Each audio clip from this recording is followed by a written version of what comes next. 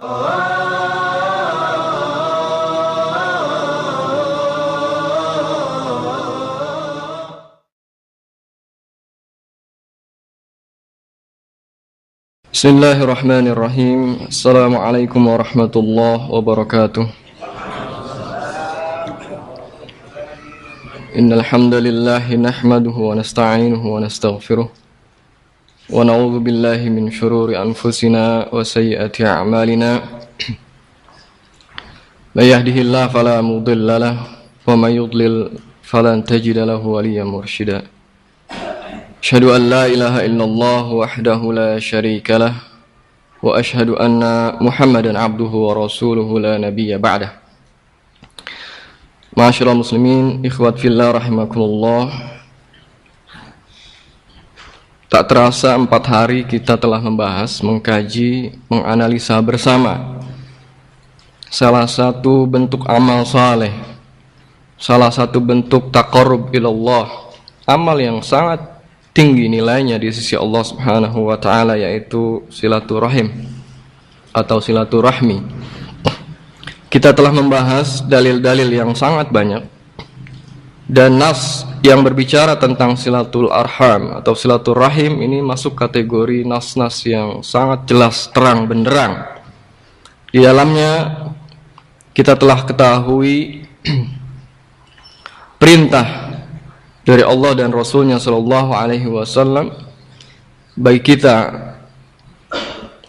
yang beriman untuk menyambung tali kekerabatan atau melakukan silaturahmi.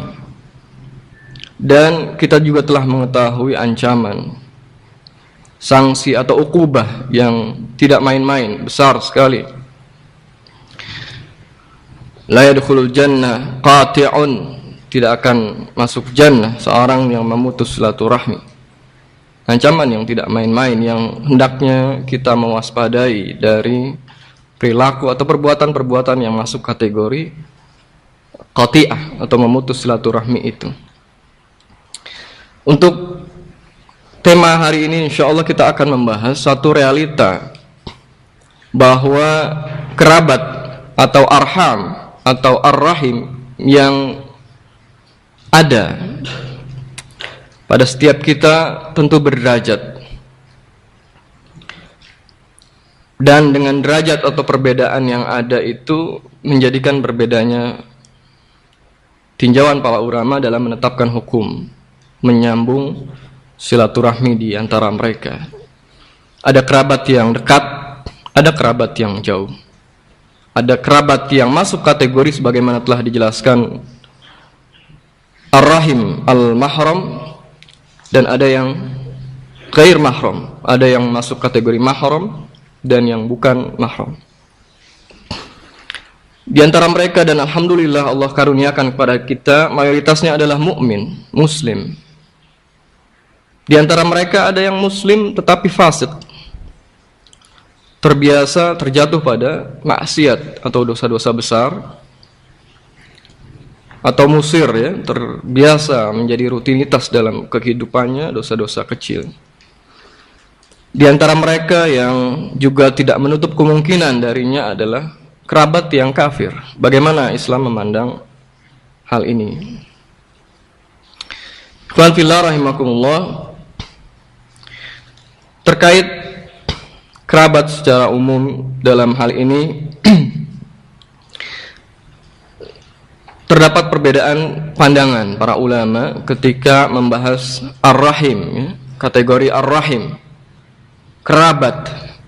Siapakah mereka yang kepadanya wajib untuk kita sambungkan? Sekali lagi, wajib hukumnya untuk kita sambungkan.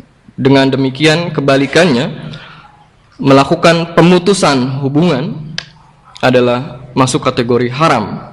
Siapakah mereka?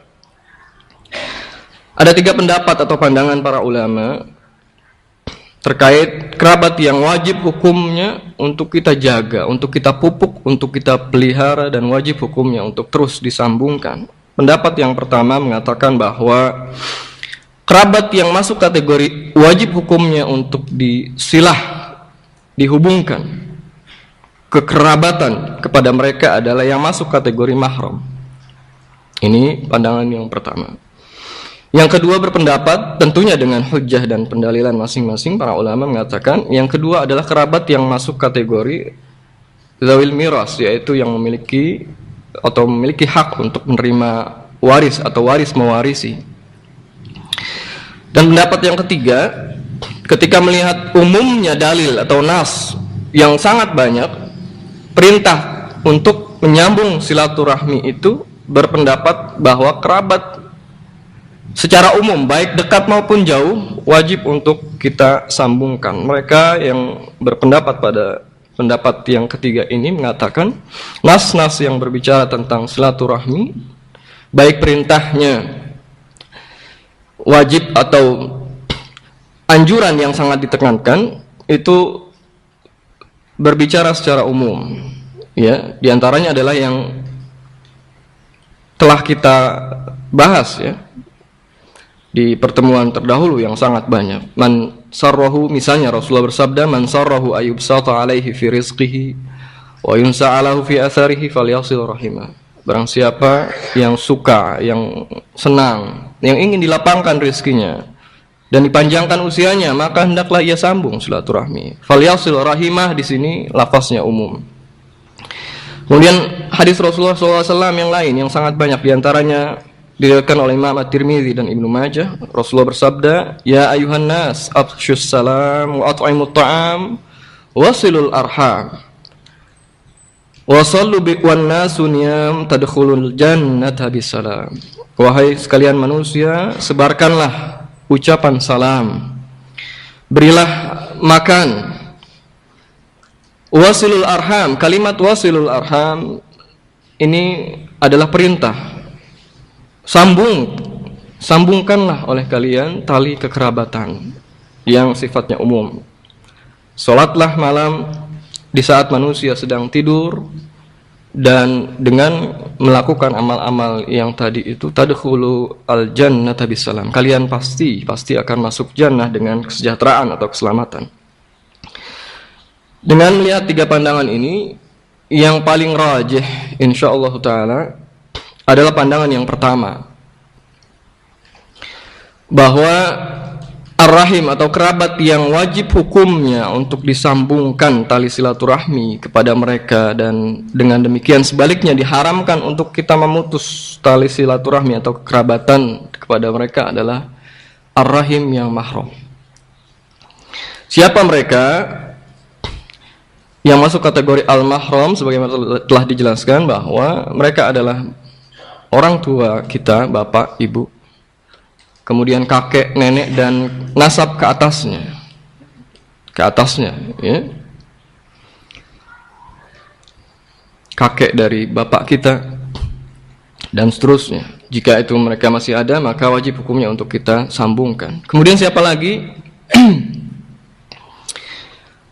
Termasuk di dalamnya adalah anak laki-laki dan perempuan, dan terus ke bawahnya, cucu, ya, cicit dan seterusnya. Kemudian siapa lagi? Ikhwan dan akhwat, saudara laki-laki kita dan saudara perempuan kita. Kemudian siapa lagi? Paman dan bibi, a'mam dan ammat dari pihak ayah, ya.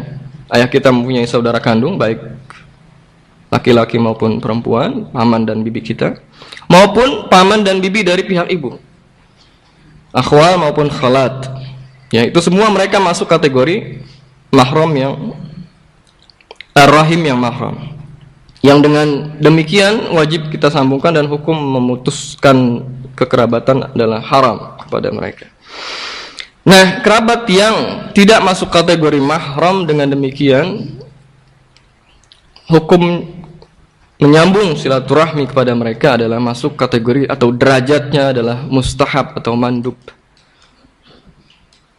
Artinya sangat ditekankan. Jadi perintahnya ini sangat ditekankan. Walaupun tidak sampai derajat pada wajib, tetapi sangat ditekankan.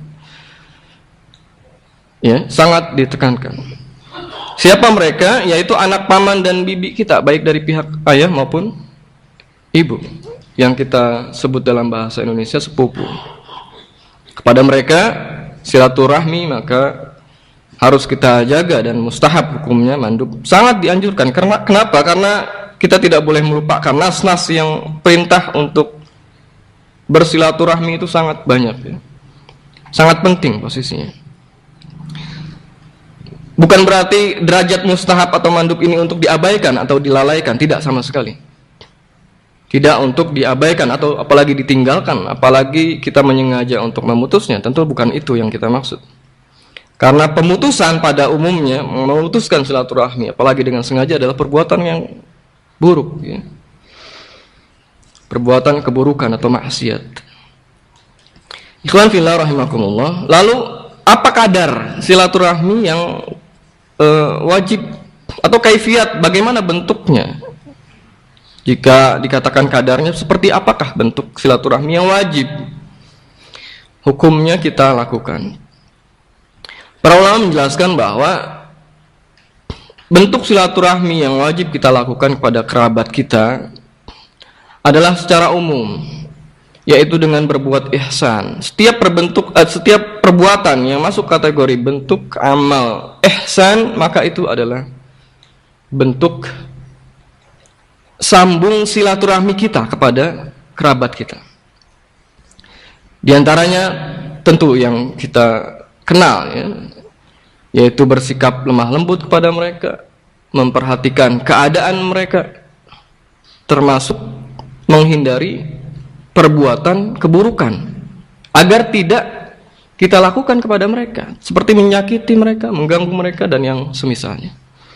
Yang disimpulkan secara mudahnya dalam redaksi kalimat yang jami' dan mani adalah mewujudkan segala macam bentuk kebaikan dan menghindarkan segala macam bentuk keburukan dari mereka semaksimal mungkin sesuai kadar kemampuan kita sebagai al-wasil yang menyambung kekerabatan itu, di mana tentu kadarnya adalah setiap orang tergantung kedudukan dan kondisinya. Mari kita lihat beberapa penjelasan para ulama terkait bentuk kaifiyat dari silaturahmi ini.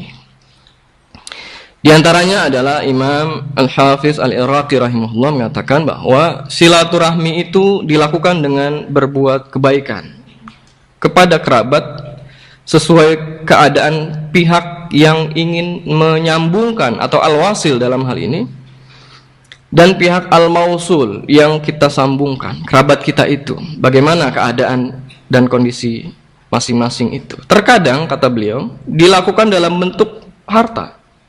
Bantuan berupa harta, apa saja, hadiahkah itu, sedekahkah itu masuk kategorinya, atau apa saja.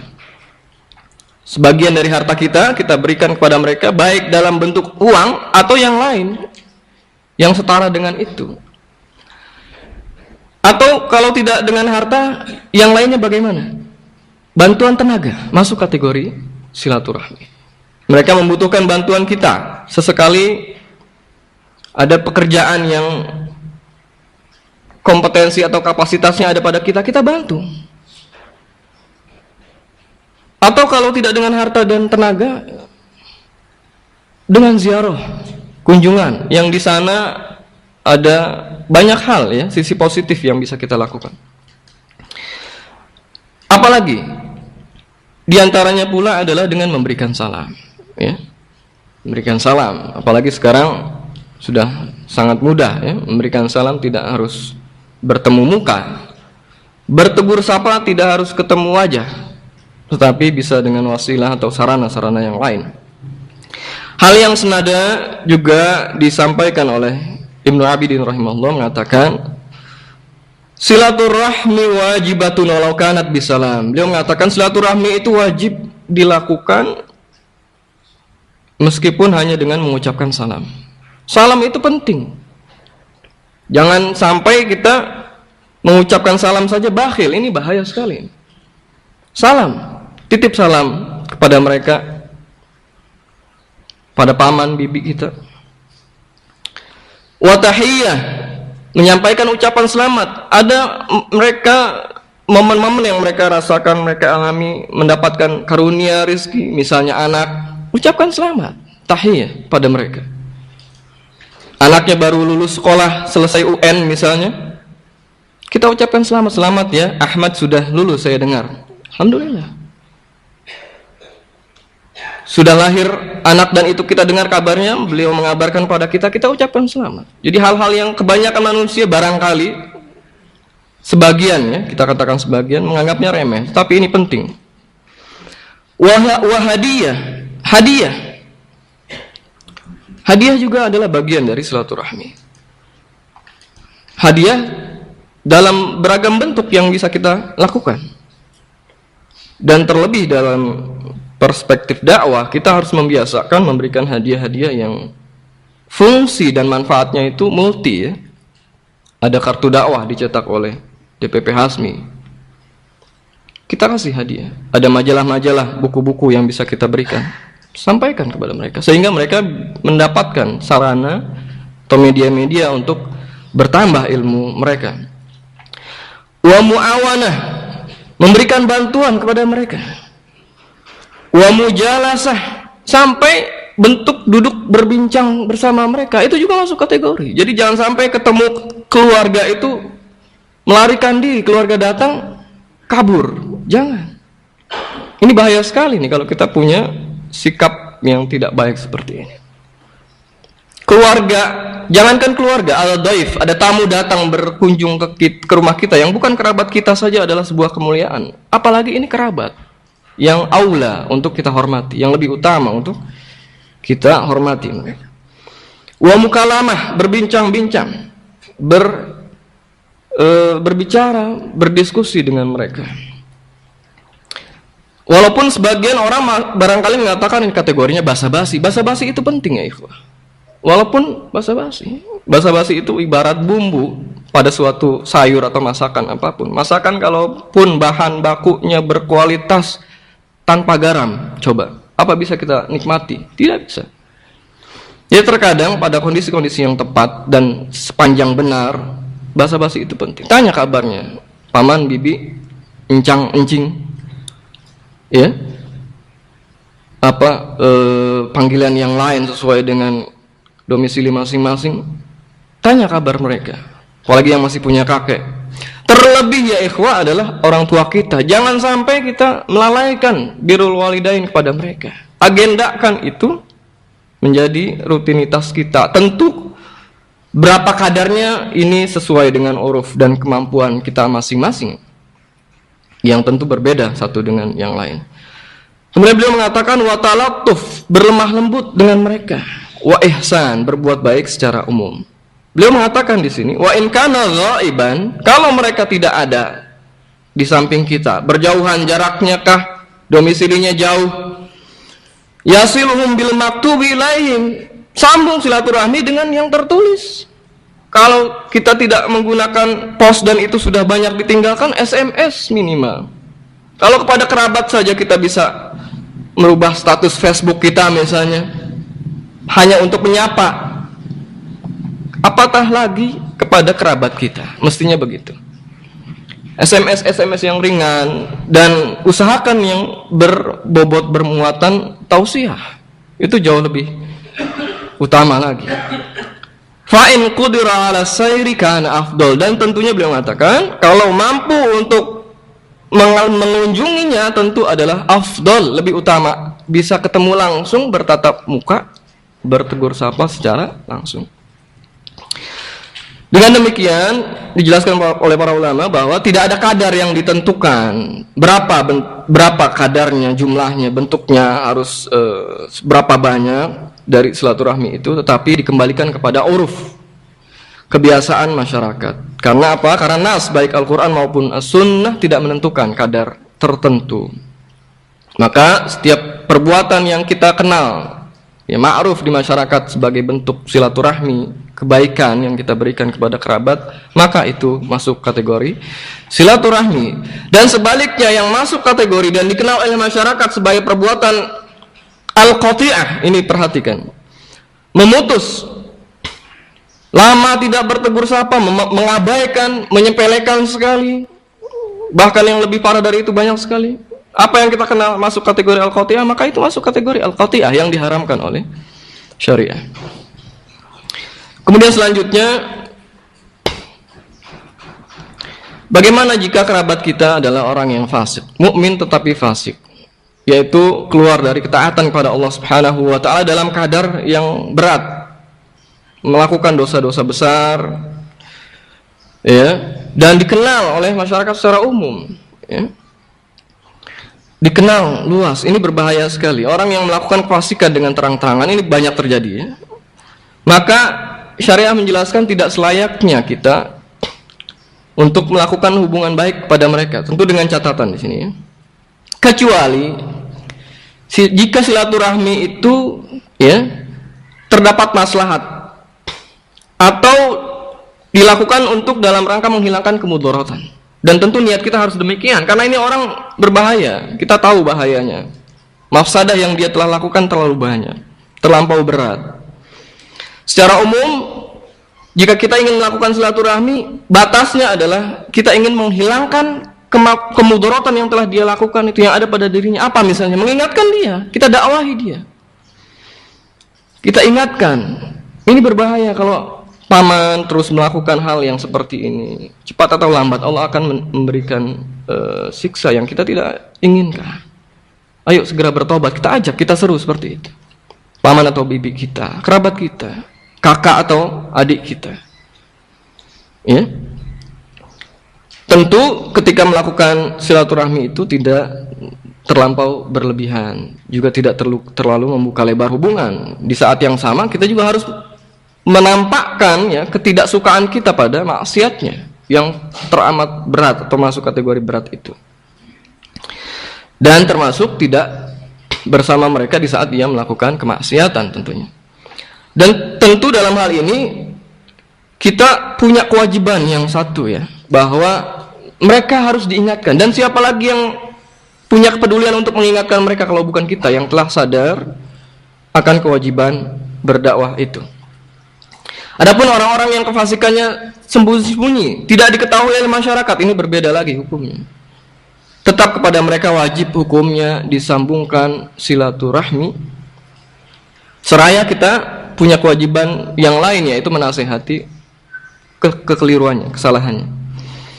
Karena apa? Nas-nas yang merintahkan silaturahmi itu bersifat umum. Perintahnya dilakukan, wajib dilakukan, ya, baik kepada orang yang soleh maupun yang fajir. Sampai seorang ulama mengatakan ada 3 hal yang wajib ditunaikan, baik kepada orang yang soleh maupun yang fajir, yang berbuat kemungkaran. Yang pertama adalah silaturahmi yang wajib untuk disambungkan. Kemudian yang kedua adalah amanah yang wajib ditunaikan, baik pada orang soleh maupun orang yang berbuat kemaksiatan. Yang ketiga adalah janji yang wajib untuk ditunaikan, apakah itu orang yang soleh maupun yang fajir. Apalagi Rasulullah SAW juga menyampaikan dalam sebuah hadis yang telah kita sampaikan juga pada pertemuan sebelumnya, bahwa sekalipun kerabat yang fasik tetap wajib kita sambungkan silaturahminya. Apalagi kita ketahui bahwa kebanyakan di kita melakukan kefasikan karena jahalah, karena kebodohan yang sangat dominan di tengah masyarakat kita. Rasulullah mengatakan laisal wasilu bil mukafi, walakinnal wasil alladzi idza quti'at rahimuhu wa salaha. Al-wasil yang kategorinya adalah yang paling utama, itu bukanlah orang yang bersilaturahmi karena membalas kebaikan kerabatnya, karena balas jasa. Dia menunggu dikunjungi baru mau mengunjungi. Akan tetapi yang disebut al-wasil itu orang yang apabila diputus silaturahminya, dia diputus kekerabatannya dari kerabatnya yang lain, dia yang dahulu menyambungnya. Imam As-Subki mengatakan hadis ini menunjukkan wajibnya tetap menyambung tali kekerabatan dengan kerabat muslim yang fasik, di mana seorang qati', seorang pemutus kekerabatan, dan perbuatan qati'ah adalah kategorinya masuk kategori fasik, tetap diperintahkan oleh Rasulullah SAW untuk disambung dalam hadis tadi. Dan amal kita menjadi al-wasil, menyambung kekerabatan yang sudah diputus oleh kerabat kita itu masuk kategori penyambungan silaturahmi yang sangat mulia di dalam Islam. Kesimpulannya, jika kerabat kita melakukan kefasikan, maka lihat kefasikannya, ya. Dan pada umumnya tidak berlebihan kalau kita katakan kefasikan yang dilakukan adalah kefasikan karena jahalah, ya. Karena jahalah, ya. Karena kebodohan, dan tetap wajib bagi kita untuk menyambung, ya, menyambung silaturahmi kepada mereka. Imam Ahmad pernah ditanya, ya, bagaimana jika seorang memiliki saudara-saudara yang tinggal di atas lahan hasil curian, hasil rampasan, ardul ghasab, ya, tanah hasil curian yang tidak halal. Apa boleh ia mengunjungi mereka? Imam Ahmad menjawab, iya, ia boleh menziarahi, mengunjungi mereka. Tentu mengunjungi kan ada basa-basi, ada segala macam kebaikan yang kita lakukan. Sambil apa? Sambil mendorong mereka keluar dari tempat itu, meluruskan kesalahan mereka, selesaikan perkara atau urusan yang telah mereka lakukan itu. Kesalahan mereka tetap harus diperbaiki. Jika mereka menerima, ya, dan itulah yang diharapkan. Namun jika mereka menolak, jangan sekali-kali kita tinggal bersama mereka, ya. Tapi hendaklah ia tidak meninggalkan untuk tetap mengunjungi mereka. Kemudian yang terakhir, dan ini sebagian ikhwan merasakan, yaitu bagaimana jika kondisi kerabat kita, terutama yang rahim yang mahram, ya, itu adalah seorang yang kafir. Ikhwan fillah rahimakumullah, di antara bentuk al-adlu, ya, karakter nilai keadilan di dalam syariat Islam, ada pembedaan. Jadi tidak pukul rata. Ada pembedaan antara orang yang kafir, yang memusuhi dan membenci, memerangi Islam dan kaum muslimin, dengan yang tidak. Keadaan kerabat yang kafir, yang memusuhi, membenci, memerangi kaum muslimin, maka wajib untuk diputus hubungan kepada mereka dan berlepas diri, berbarok kepada mereka. Bahkan sikap barok ini adalah bagian dari pembuktian kebenaran keimanan seseorang. Walaupun dia kerabat, tapi kalau sudah memerangi kaum muslimin, memusuhi kaum muslimin, maka tidak boleh ada loyalitas, ya, sedikit pun pada mereka. Allah Subhanahu wa taala berfirman di dalam hal ini, A'udzubillahi minasyaitonirrajim, la tajidu qauman yu'minuna billahi wal yawmil akhir yuwadduna man haddallaha wa rasulahu walau kanu aba'ahum aw abna'ahum aw ikhwanahum aw ashiratahum. Kamu wahai Muhammad tidak akan mendapati kaum yang beriman kepada Allah dan hari akhir saling berkasih sayang dengan siapa? Dengan orang-orang yang menentang Allah dan Rasulnya. Man hadallaha wa rasulah. Walaupun sekalipun mereka itu adalah kerabat yang sangat dekat. Siapa mereka? Bapak-bapak mereka, anak-anak mereka, saudara-saudara mereka, ataupun asyirah mereka, keluarga mereka. Tidak akan ada orang yang beriman dengan keimanan yang benar berloyalitas dengan mereka, sekalipun itu adalah kerabat dekat dan bahkan yang terdekat. Siapa yang lebih dekat dari ayah dan ibu?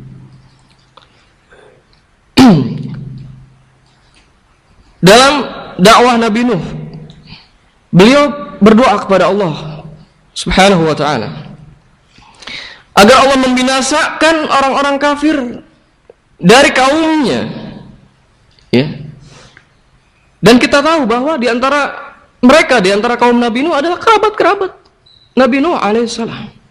Nuh berkata, Rabbi la tadhar 'alal ardi minal kafirin dayyara. Ya Rabbku, jangan kau biarkan seorang pun di antara orang-orang kafir itu tinggal di muka bumi ini. Dengan demikian Nabi Nuh membuktikan kebenaran, dan ini memang tuntutan iman. Sebagaimana juga dalam nas yang lain, Rasulullah SAW juga mengatakan dalam sebuah hadisnya yang diriwayatkan oleh Imam Al-Bukhari, Inna ala abi fulan laisu bi awliyai, innama waliyallahu wa salihul mu'minin. Sungguh, beliau SAW mengatakan, keluarga ayahku, yaitu fulan. Perawi hadis tidak menyebutkan nama, tentu dengan hikmah tertentu. Mereka itu, kata Rasulullah, bukanlah wali-waliku, mereka bukan penolong-penolongku. Padahal ala abi, keluarga ayahnya, yaitu pamannya sendiri, beliau menafikan ya loyalitas yang dari orang-orang seperti itu. Innama waliyallahu wa salihul mu'minin. Sungguhnya wali, penolong-penolongku adalah Allah dan orang-orang yang saleh dari kalangan kaum mukminin. Kemudian bagaimana dengan kerabat yang kafir tapi tidak memusuhi dan memerangi kaum muslimin? Maka Islam tidak melarang untuk tetap menyambung kekerabatan dan berbuat ihsan kepada mereka jika di dalamnya terdapat kemaslahatan. Apa diantaranya adalah harapan yang ini tidak boleh putus jika ada kasus-kasus seperti itu dari seorang muslim, harapan agar kerabat itu masuk Islam, orang tuanya sendirikah atau yang lain. Bahkan Allah memerintahkan kita untuk berbuat baik dan bersikap adil terhadap mereka. Dalam firman Allah Ta'ala dalam surah Al-Mumtahanah ayat ke-8, Allah Ta'ala berfirman, a'udzubillahi minasyaitonirrajim, la yanhaakumullahu 'anil ladzina lam yuqatilukum fid din wa lam yukhrijukum min diyarikum an tabarruhum wa tuqsitu ilaihim innallaha yuhibbul muqsitin. Allah tidak melarang kalian untuk berbuat baik dan berlaku adil terhadap orang-orang yang tidak memerangi kalian karena agama, dan tidak pula mengusir kalian dari negeri-negeri kalian. Sungguhnya Allah menyukai orang-orang yang berlaku adil. Suatu ketika Asma binti Abu Bakar radhiyallahu taala anhuma mengatakan, suatu hari beliau di masa Rasulullah SAW ya, kedatangan ibunya. Ibunya saat itu dalam keadaan musyrikah, kafir. Lalu aku bertanya, kata Asma, kepada Rasulullah SAW, inna ummi atatni wa hiya raghibatun. Sungguhnya ibuku datang, wahai Rasulullah, kepadaku dan ia sangat mengharapkan bantuanku sebagai anaknya. Wa hiya raghibatun, dia sangat ingin dekat denganku dan mengharapkan bantuanku saat itu. Afa asilu ummi, apa boleh aku menghubungkan kekerabatan dengannya? Afa asilu ummi, bolehkah aku membantu ibuku itu ya Rasulullah yang keadaannya begitu kafir? Qala Rasulullah SAW menjawab pertanyaan Asma binti Abu Bakar radhiyallahu anhuma, sili ummaki, sambung kekerabatanmu dengan ibumu itu, wahai Asma. Jadi ini kesimpulan yang bisa kita kaji, beberapa hukum terkait bagaimana keadaan kerabat ya, ar-rahim atau arham atau dzawil qurba yang kenyataannya bermacam-macam itu. Mukmin, ada yang mukmin fasik, ada yang kafir. Wallahu taala a'lam. Wassallallahu ala nabiyyina Muhammad wa ala alihi wa sahbihi wasallam. Subhanakallahumma wa bihamdik, asyhadu an la ilaha illa anta, astaghfiruka wa atubu ilaik. Assalamualaikum warahmatullahi wabarakatuh.